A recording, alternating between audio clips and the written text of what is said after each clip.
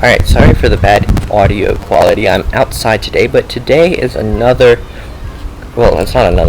a concept video, and it's about selectors. And I'm not showing you how to make a selector, I just want to show you like exactly what the concepts are. I'm waving my hands around a lot, pretending that you can see them, but just bear with me.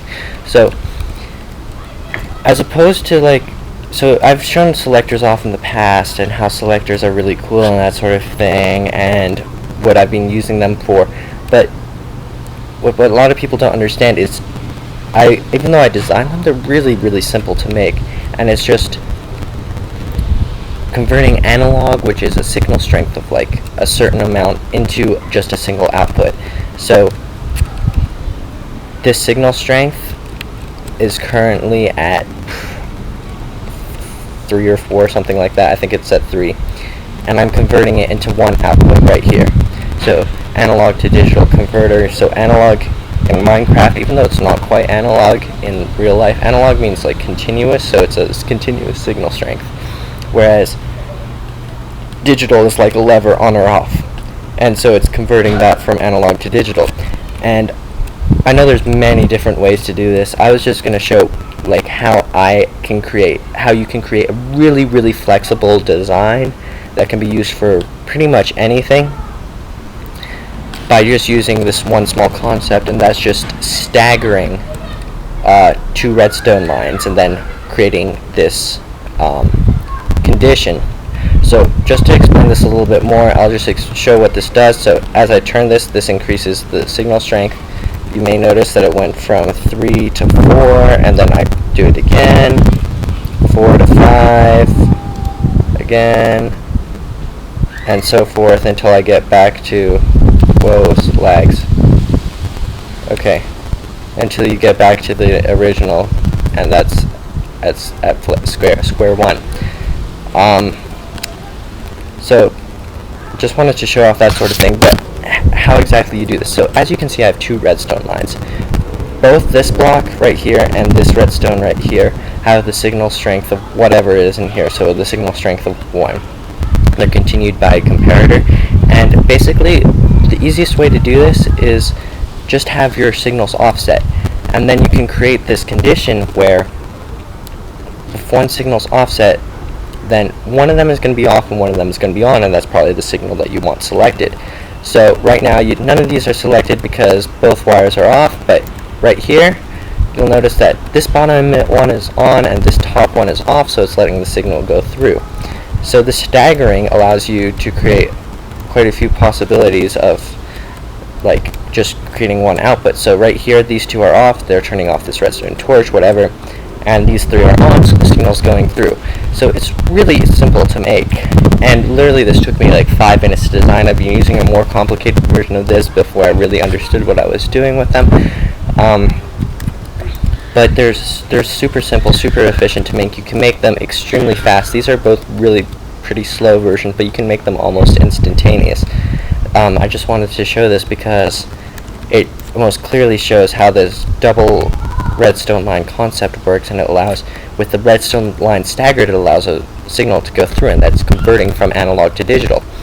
And although this is super simple, I wanted to show how flexible it is, and you can tailor whatever you want to the specific design of your build.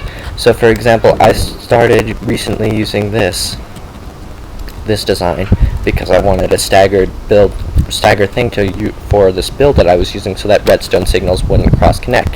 So here's your output here, and it's really simple, the same concept. So there's 2 redstone lines, they go diagonally downward. This is powered, then the power should go through, except I have a piston here, and if this piston is powered, it's inverted, so as long as there's no power, the piston will go down, and that will allow the signal to go through.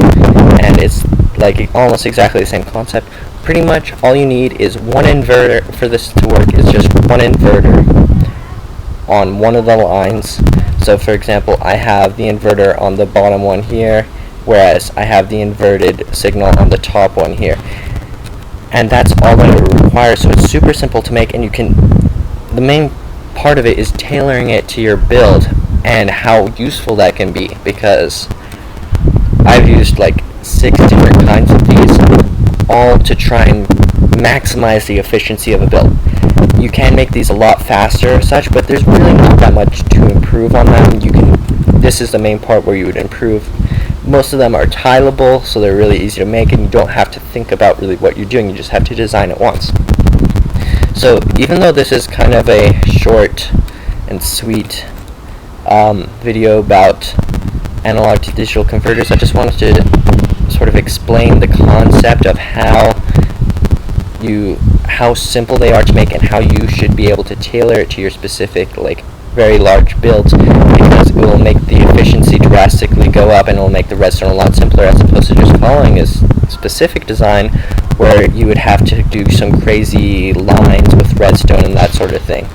So instead of me showing you how to build them, I just want you to take away that concept and try and use it on your own build, because selectors, these are really mostly just selector panels and not really analog to digital converters, and used as that.